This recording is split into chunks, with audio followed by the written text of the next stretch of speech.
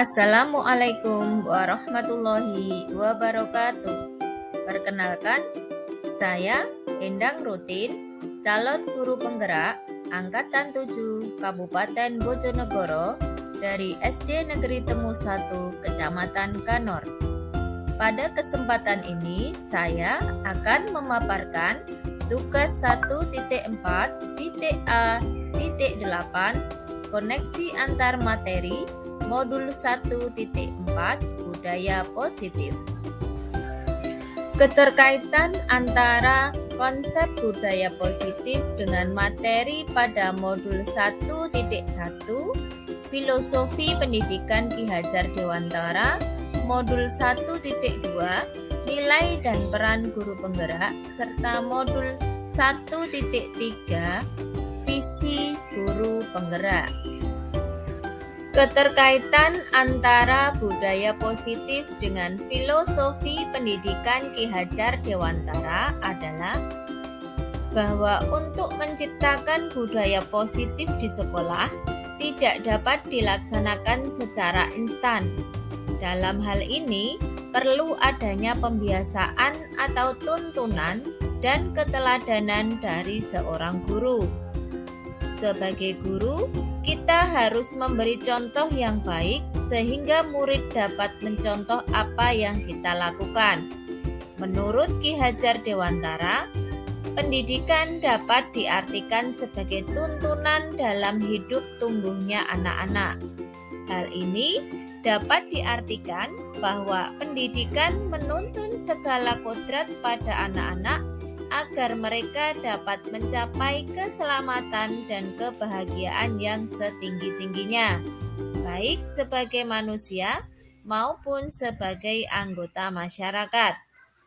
Meskipun pendidikan hanya menuntun kodrat yang ada pada murid, akan tetapi menurut Ki Hajar Dewantara, pendidikan juga berhubungan dengan kodrat keadaan setiap anak. Selain itu, murid yang memiliki watak dasar yang tidak baik perlu mendapatkan tuntunan, begitupun dengan sebaliknya. Murid yang memiliki watak dasar yang sudah baik juga tetap perlu mendapatkan tuntunan agar mereka dapat terlepas dari pengaruh-pengaruh yang tidak baik. Disinilah diperlukan peran yang tidak kenal lelah dalam menuntun dengan pembiasaan budaya positif. Tuntunan di sini juga dapat dilakukan dengan wujud keteladanan sesuai dengan filosofi Ki Hajar Dewantara, yaitu ing ngarsa sung tulodo. Sebagai guru yang dekat dengan murid dan selalu berada di depan murid, maka kita harus dapat memberikan contoh yang baik, karena apa yang kita lakukan dengan sendirinya akan diikuti oleh murid-murid kita. Selanjutnya, keterkaitan antara budaya positif dengan nilai dan peran guru penggerak adalah bahwa penerapan budaya positif di sekolah tidak bisa lepas dari peran dan nilai guru penggerak. Untuk dapat menerapkan budaya positif, maka seorang guru harus mampu menjadi pemimpin pembelajaran yang memiliki nilai yang berpihak pada murid, mandiri, kreatif, inovatif, reflektif, dan kolaboratif. Membiasakan budaya positif di sekolah tentu tidak bisa dilakukan sendiri, melainkan perlu adanya kolaborasi yang baik dari semua guru dan semua warga sekolah. Sehingga sebagai calon guru penggerak, kita harus mampu dan mau menggerakkan komunitas praktisi yang ada di sekitar kita, sehingga budaya positif di sekolah dapat diterapkan dengan efektif. Sedangkan keterkaitan antara budaya positif dengan visi guru penggerak, yaitu budaya positif yang kita lakukan di sekolah tentunya salah satu perwujudan dari visi guru penggerak yang telah kita buat. Karena Visi tersebut mengandung nilai-nilai kebajikan yang ada dalam profil pelajar Pancasila, yaitu beriman dan bertakwa kepada Tuhan Yang Maha Esa dan berakhlak mulia, berkebinekaan global, gotong royong, mandiri, kreatif, dan bernalar kritis.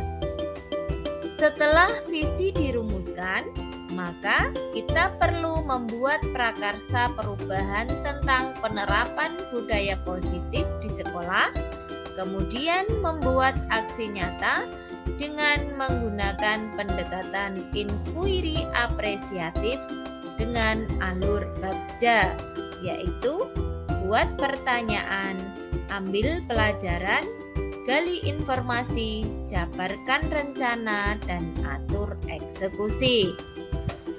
Konsep inti budaya positif. Menurut Diane Goosen, disiplin berasal dari bahasa Latin yaitu disciplina, yang artinya belajar. Disiplin di sini berkaitan dengan disiplin diri yang memiliki motivasi internal. Namun, jika motivasi internal tidak dimiliki, maka diperlukan orang lain untuk mendisiplinkan kita atau kita sebut dengan motivasi eksternal. Sebagai seorang guru, sudah menjadi tugas kita yaitu menuntun murid agar memiliki disiplin diri sehingga mereka dapat bertindak sesuai dengan nilai-nilai kebajikan universal. Tentunya, disiplin diri berasal dari motivasi intrinsik, bukan ekstrinsik. Nilai-nilai kebajikan universal di sini tentunya adalah nilai-nilai kebajikan sebagai pelajar Pancasila yang tercermin dalam 6 dimensi profil pelajar Pancasila. Untuk membangun motivasi intrinsik pada murid, sebagai guru kita harus memahami dulu teori motivasi yang dikemukakan oleh Diane Goosen. Dalam bukunya, Diane Goosen menyatakan ada 3 motivasi perilaku manusia. Yang pertama, untuk menghindari ketidaknyamanan atau hukuman. Yang kedua, untuk mendapatkan imbalan atau penghargaan dari orang lain. Dan yang ketiga, untuk menjadi orang yang mereka inginkan dan menghargai diri sendiri dengan nilai-nilai yang mereka percaya. Menjalankan peraturan sekolah selama ini selalu identik dengan hukuman atau konsekuensi. Hukuman merupakan suatu tindakan baik berupa fisik maupun psikis yang dapat membuat murid merasa tersakiti dan akan membekas dalam jangka waktu yang lama. Sedangkan konsekuensi merupakan tindakan yang harus terjadi dan disesuaikan dengan pelanggaran yang dilakukan, akan tetapi dapat menyebabkan murid tidak nyaman dalam jangka waktu yang pendek. Pada modul 1.4 ini, diperkenalkan konsep disiplin positif yang dikenal dengan restitusi. Restitusi merupakan proses penciptaan kondisi bagi murid untuk memperbaiki kesalahan mereka, sehingga mereka bisa kembali pada kelompoknya dengan karakter yang lebih kuat. Selain hukuman yang sudah tidak relevan untuk kita terapkan di kelas, penghargaan juga tidak relevan lagi diterapkan di kelas, karena penghargaan dapat menghancurkan potensi untuk pembelajaran sesungguhnya. Karena secara ideal, tindakan belajar merupakan penghargaan yang sesungguhnya. Sebagai seorang guru yang akan menerapkan budaya positif di kelas ataupun di sekolah, harus paham tentang posisi kontrol yang diterapkan oleh guru. Di antaranya adalah posisi sebagai penghukum, pembuat rasa bersalah, posisi sebagai teman dan pemantau serta manajer. Yang pertama, posisi kontrol sebagai penghukum. Seorang penghukum bisa menggunakan hukuman fisik maupun verbal. Yang kedua, posisi kontrol pembuat merasa bersalah. Pada posisi ini, biasanya guru akan bersuara lebih lembut. Pembuat rasa bersalah akan menggunakan keheningan yang membuat orang lain merasa tidak nyaman, bersalah, atau rendah diri. Yang ketiga adalah posisi kontrol sebagai teman.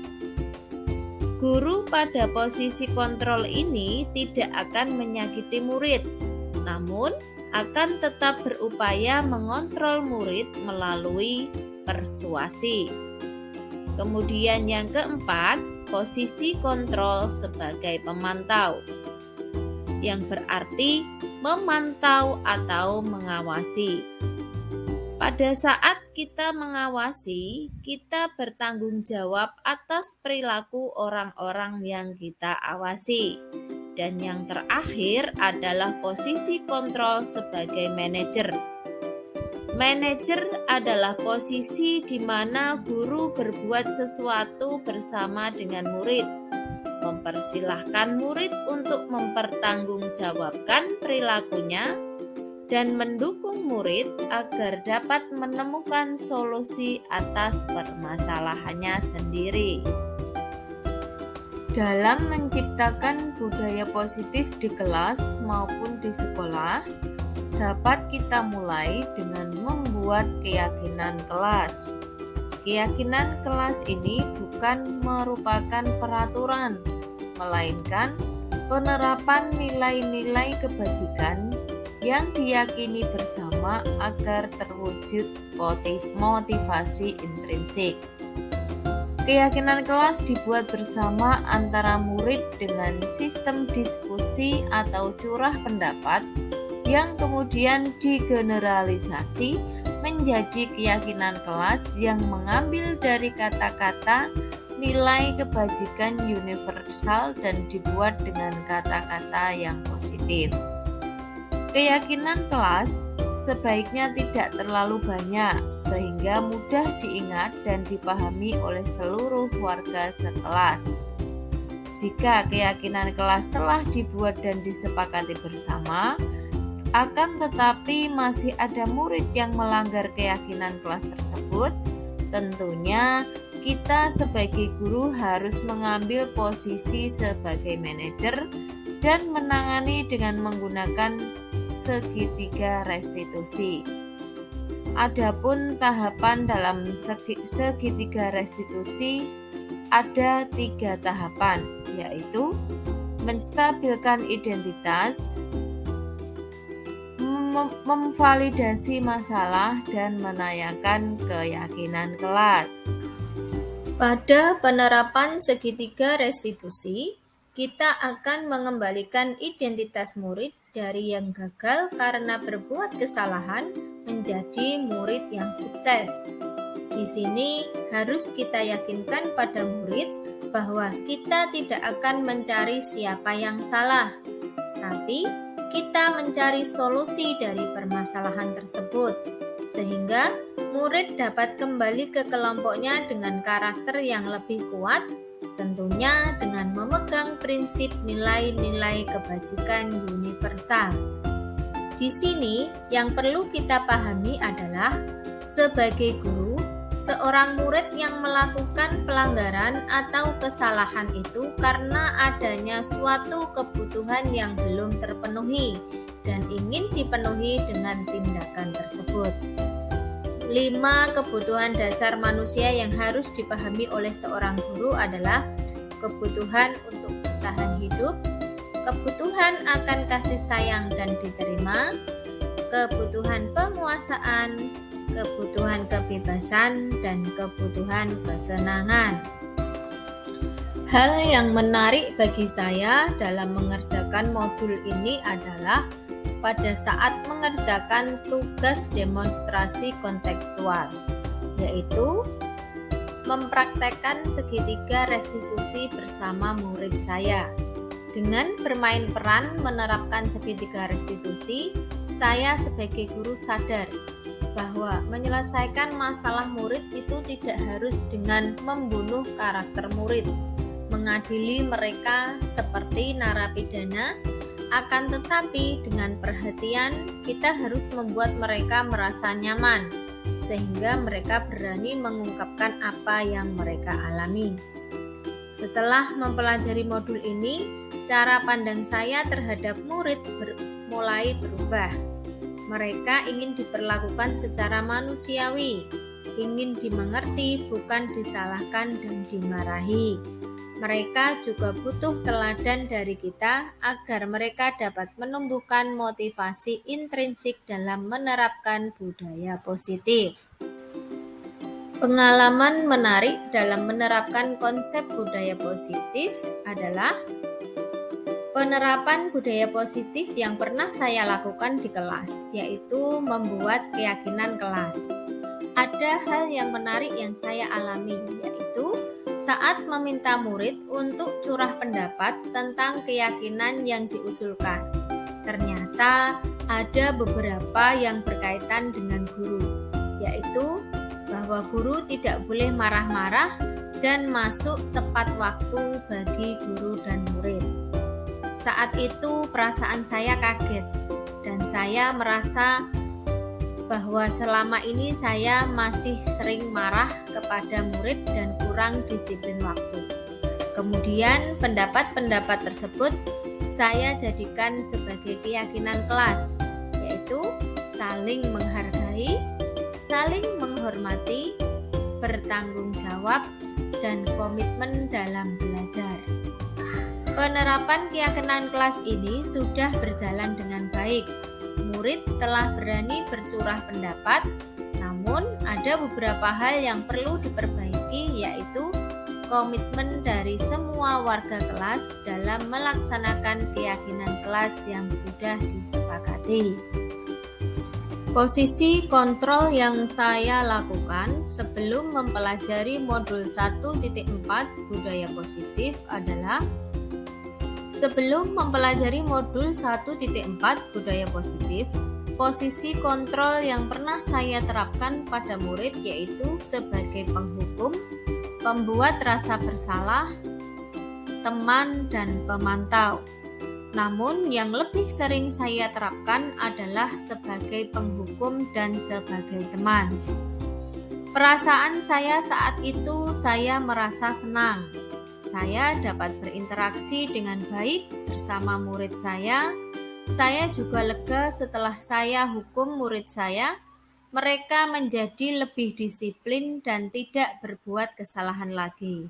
Akan tetapi, jika dia ada diajar oleh guru lain, maka mereka sering membuat kesalahan dan cenderung tidak disiplin.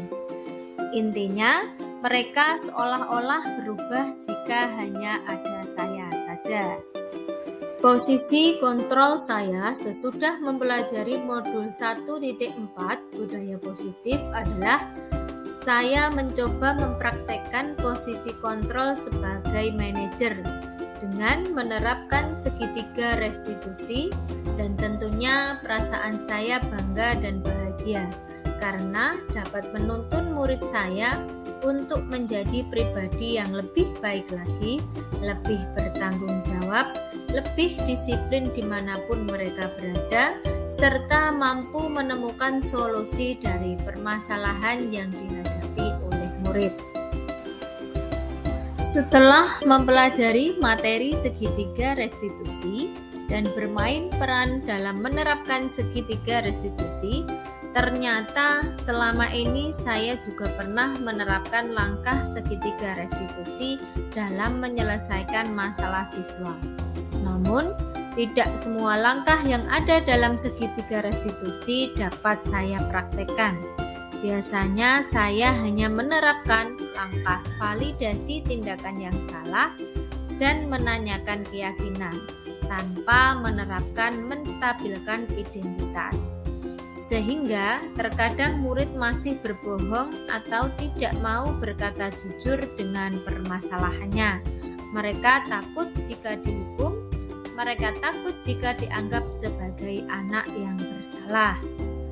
Hal penting yang perlu dipelajari dalam menerapkan budaya positif di kelas adalah ilmu parenting yang dapat meyakinkan orang tua agar membantu menanamkan budaya positif di rumah. Karena budaya itu tidak bisa dibentuk hanya di lingkungan sekolah saja, tetapi juga harus ada kerjasama dari orang tua untuk membiasakan budaya positif di rumah. Berikut ini adalah rancangan tindakan aksi nyata yang saya buat dengan judul Program Kebajikan Budaya Tanggung Jawab. Latar belakang, tanggung jawab adalah satu sikap atau karakter yang sering tidak dijalani oleh murid. Sebagai contoh, setiap pagi sebelum pelajaran dimulai, murid yang bertugas piket harus membersihkan kelas, tetapi hal ini sering diabaikan sehingga akan berimbas pada ketidaknyamanan saat proses belajar mengajar. Berdasarkan masalah tersebut, maka saya membuat rencana tindakan yang saya beri judul Program Kebajikan Budaya Tanggung Jawab dengan tujuan murid yang memiliki tanggung jawab diri sendiri dan lingkungan. Tolak ukurnya adalah murid akan terbiasa melakukan tanggung jawabnya terhadap diri sendiri dan lingkungannya. Lini masa tindakan yang akan dilakukan antara lain yang pertama pada tahap persiapan, yaitu melakukan survei awal tentang budaya tanggung jawab yang sudah dilakukan oleh murid. Kemudian menyusun program kebajikan tentang budaya positif dan melakukan sosialisasi kepada murid serta menjelaskan maksud dan tujuan dari program kebajikan tersebut. Yang kedua adalah tahap pelaksanaan. Murid melaksanakan program kebajikan budaya tanggung jawab, dan murid saling membantu mengingatkan temannya agar melaksanakan program kebajikan budaya tanggung jawab. Kemudian tahap yang ketiga adalah refleksi. Dalam tahap refleksi, murid melakukan penilaian diri tentang budaya tanggung jawab yang sudah mereka lakukan. Kemudian guru dan murid melakukan refleksi bersama terkait program kebajikan budaya tanggung jawab yang sudah dilaksanakan. Kemudian dukungan yang dibutuhkan adalah kerjasama dari semua pihak, baik murid, guru, serta orang tua agar program ini dapat berjalan dengan baik. Kemudian yang kedua adalah ruang kelas yang nyaman, bersih, dan kondusif. Demikian yang dapat saya sampaikan tentang tugas koneksi antar materi modul 1.4. Mohon maaf apabila ada salah dalam penyampaian. Terima kasih, salam dan bahagia. Wassalamualaikum warahmatullahi wabarakatuh.